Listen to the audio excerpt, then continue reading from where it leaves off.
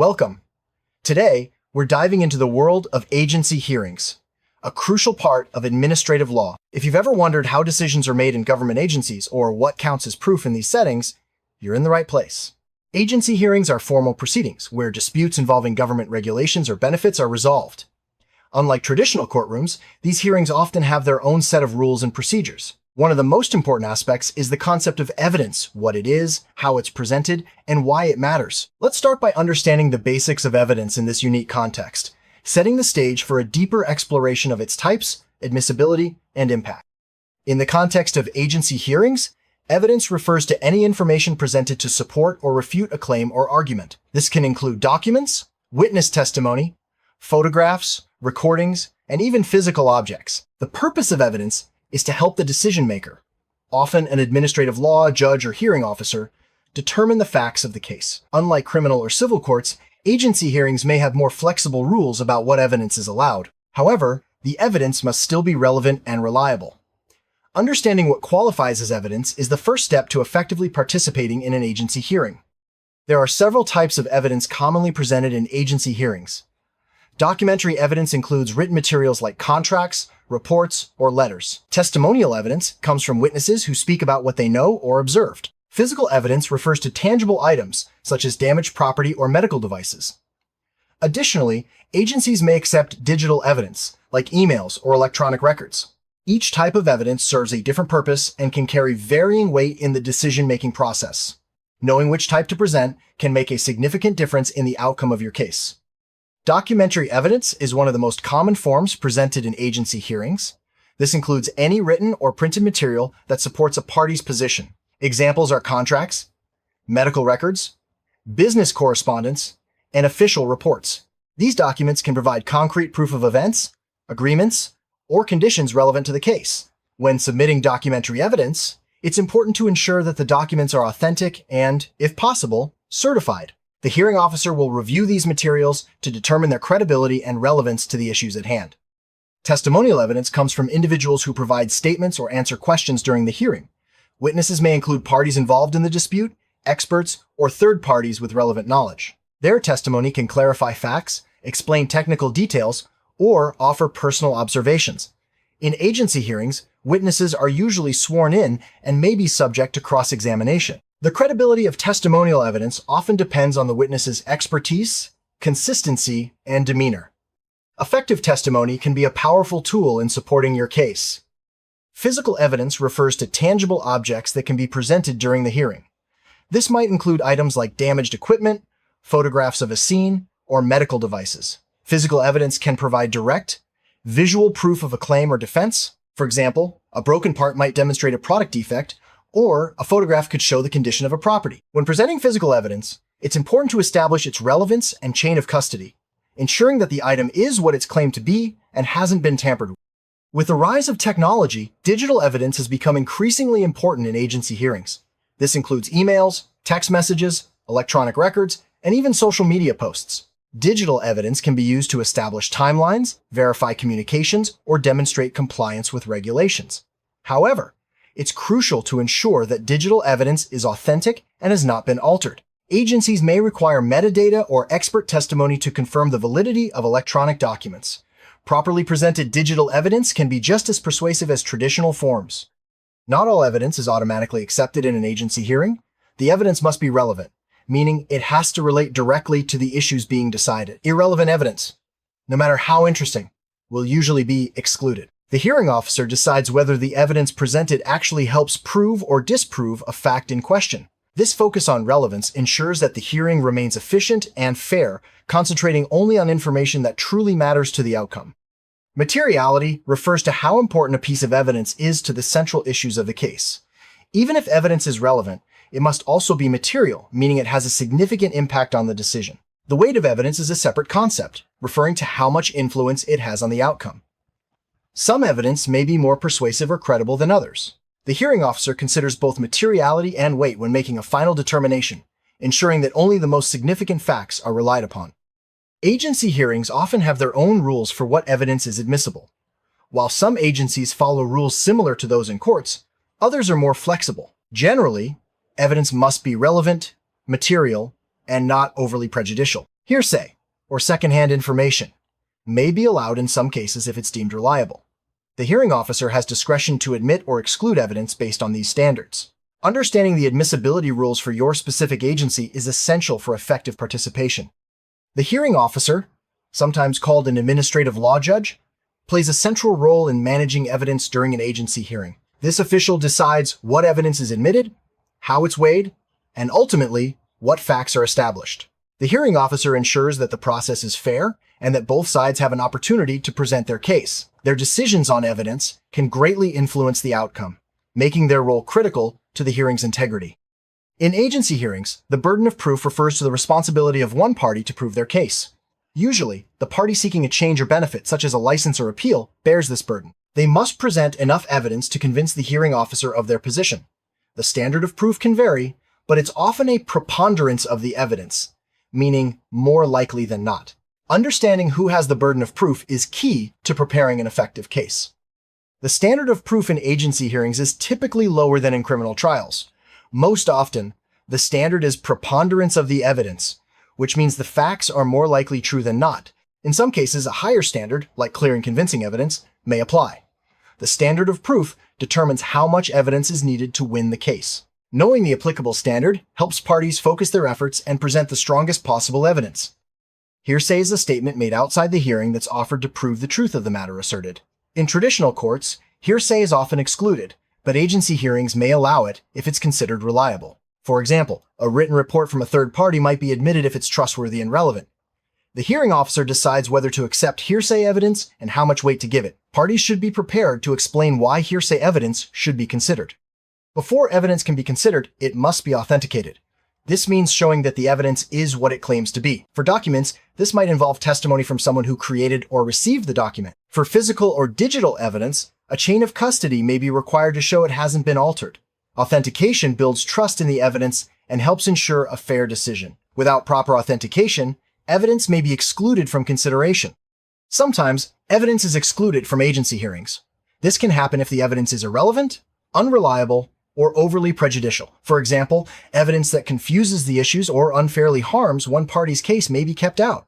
The hearing officer has the authority to decide what evidence is allowed, ensuring that only appropriate information is considered. Understanding the reasons for exclusion can help parties avoid mistakes and focus on presenting strong, admissible evidence.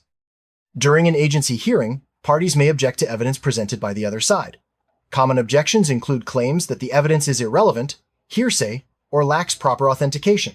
The hearing officer listens to these objections and decides whether to admit or exclude the evidence. Making timely and well-founded objections can protect your rights and ensure that only proper evidence is considered. It's important to understand the grounds for objections in your specific agency's rules. Presenting evidence effectively is a key skill in agency hearings. Parties should organize their evidence, label documents clearly, and be prepared to explain their relevance. Witnesses should be briefed on what to expect and how to answer questions. Visual aids, like charts or photographs, can help clarify complex points. The goal is to make it easy for the hearing officer to understand and evaluate your evidence. Good preparation can make a significant difference in the outcome. Cross-examination is the process of questioning the other side's witnesses. This allows parties to challenge the credibility or accuracy of testimony. In agency hearings, cross-examination may be more informal than in court, but it's still an important tool for testing evidence. Effective cross-examination can reveal inconsistencies, biases, or gaps in the other side's case. It also gives the hearing officer a fuller picture of the facts. Expert witnesses are individuals with specialized knowledge who can help explain technical or complex issues. In agency hearings, experts might testify about medical conditions, engineering standards, or financial matters. Their opinions can carry significant weight, especially when the subject matter is beyond the understanding of a layperson. Parties should choose experts carefully and ensure their qualifications are clear. The hearing officer will consider the expert's credentials and the reliability of their testimony. Lay witnesses are individuals who testify about facts they personally observed rather than offering expert opinions. Their testimony can be valuable in establishing what happened, when, and how. Lay witnesses might include employees, neighbors, or anyone with first-hand knowledge of the events in question. Their credibility depends on their ability to recall details and provide consistent, honest answers. Lay testimony is often the backbone of many agency hearings. Preparing witnesses for an agency hearing is essential. Witnesses should understand the process, know what questions to expect, and be comfortable speaking clearly and truthfully. Practicing direct and cross-examination can help reduce nerves and improve performance. Witnesses should stick to the facts and avoid speculation. Well-prepared witnesses can make a strong impression and help ensure that your evidence is presented effectively. Exhibits are physical or documentary items presented as evidence during the hearing. Each exhibit should be clearly labeled and referenced during testimony. Parties may need to provide copies to the hearing officer and the other side. Exhibits can include photographs, charts, contracts, or any other relevant item. Properly managed exhibits help organize the hearing and make it easier for everyone to follow the evidence. Stipulations are agreements between parties about certain facts or evidence. By stipulating, parties can avoid unnecessary disputes and streamline the hearing. For example, both sides might agree that a particular document is authentic or that a certain event occurred. Stipulations help focus the hearing on the real issues in dispute. They are often recorded in writing and accepted by the hearing officer as established facts. Judicial notice allows the hearing officer to accept certain facts as true without requiring formal evidence. These are facts that are commonly known or easily verified, such as the date of a public holiday or the existence of a government regulation. Judicial notice can save time and simplify the hearing. However, parties may object if they believe a fact is not appropriate for judicial notice. The hearing officer decides whether to take notice of a fact. Some evidence may be protected by privilege or confidentiality rules. For example, communications between a lawyer and client or certain medical records may not be disclosed without consent. Privilege protects sensitive information and encourages open communication in important relationships. If a party claims privilege, the hearing officer will decide whether the evidence can be admitted. Understanding privilege rules helps parties protect their rights and avoid improper disclosures. Parties may file motions to exclude certain evidence before or during the hearing. These motions argue that the evidence is inadmissible for reasons like irrelevance, prejudice, or privilege. The hearing officer reviews the motion and decides whether to exclude the evidence. Filing a motion to exclude can help keep the hearing focused and prevent unfair surprises. It's important to support such motions with clear legal arguments. At the end of the hearing, parties often summarize the evidence they've presented. This can be done through closing statements or written briefs. Summaries highlight the most important facts and explain how the evidence supports each party's position. A clear, concise summary helps the hearing officer understand your arguments and the significance of the evidence. Effective summarization can influence the final decision. After all evidence is presented, the hearing officer reviews the record and makes a decision. This involves weighing the evidence, assessing credibility, and applying the relevant law or regulations. The decision is usually issued in writing and explains the reasons for the outcome. The quality and organization of the evidence can have a major impact on the result. Parties should ensure their evidence is clear, relevant, and well supported. If a party disagrees with the outcome of an agency hearing, they may have the right to appeal. The appeal process varies by agency and may involve a higher administrative body or a court. On appeal, the focus is usually on whether the hearing officer made errors in admitting or excluding evidence or misapplied the law. Preparing a strong record during the initial hearing is crucial for a successful appeal. A complete record of the agency hearing is kept, including all evidence, testimony, and rulings. This record is essential for appeals and ensures transparency. Parties should make sure that all important evidence and objections are included in the record. The hearing officer relies on this record to make findings and issue a decision.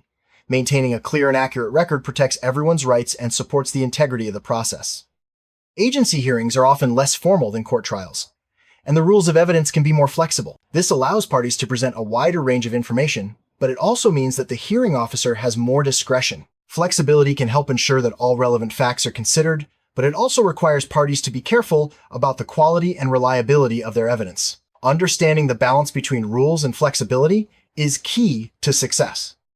Many parties in agency hearings represent themselves without a lawyer. Self-represented parties should take extra care to understand the rules of evidence and hearing procedures. Resources may be available from the agency or legal aid organizations. Being organized, respectful, and prepared can help self-represented parties present their evidence effectively and protect their rights throughout the process. Having a lawyer can be a significant advantage in agency hearings, especially for complex cases. Lawyers understand the rules of evidence, can make effective objections, and know how to present a strong case. They can also help prepare witnesses and organize exhibits. If you're considering legal representation, it's important to choose someone with experience in administrative law and agency hearings. Each agency may have its own specific rules for hearings and evidence. These rules are usually published and available to the public. Parties should review the relevant rules before the hearing to understand what evidence is allowed and how to present it. Following agency rules helps ensure that your evidence is considered and that the hearing proceeds smoothly. Timeliness is important when presenting evidence in agency hearings. Some agencies have deadlines for submitting documents or identifying witnesses. Late evidence may be excluded unless there's a good reason for the delay. Parties should keep track of all deadlines and submit evidence as early as possible. Timely submission helps avoid surprises and ensures a fair process for everyone involved. Sometimes, new evidence becomes available after the hearing is started. Parties may request permission to submit supplemental evidence. The hearing officer decides whether to allow it, considering factors like relevance, fairness, and the reason for the delay. Supplemental evidence can be important, but it should be used sparingly and only when truly necessary. If important evidence is excluded, parties may ask for remedies such as a continuance or reconsideration. A continuance postpones the hearing to allow more time to gather or present evidence. Reconsideration asks the hearing officer to review the exclusion decision. These remedies are not always granted, but they can help ensure a fair hearing if evidence was wrongly excluded. Agency hearings are often open to the public, and the evidence presented may become part of the public record. However, some evidence may be sealed or kept confidential for privacy reasons. Parties should be aware that most evidence submitted could be accessible to others. Understanding public access rules helps protect sensitive information and ensures compliance with agency policies. Presenting evidence in agency hearings comes with ethical responsibilities. Parties and their representatives must be truthful, avoid misleading the hearing officer, and respect confidentiality rules. Misrepresenting evidence or withholding important information can have serious consequences. Ethical conduct helps maintain the integrity of the hearing process and ensures fair outcomes for everyone involved. Common mistakes in presenting evidence include missing deadlines, failing to authenticate documents, or relying on irrelevant information. Parties may also forget to object to improper evidence or neglect to prepare witnesses. Avoiding these mistakes requires careful planning and attention to detail. Learning from common pitfalls can help parties present their case more effectively and avoid unnecessary setbacks. To succeed in agency hearings, parties should follow best practices for presenting evidence. This includes organizing documents, preparing witnesses, understanding the rules, and making timely objections. Using clear, concise language and supporting claims with solid proof can make a big difference. Staying professional and respectful throughout the process also helps build credibility with the hearing officer. Many agencies provide resources to help parties understand the hearing process and evidence rules.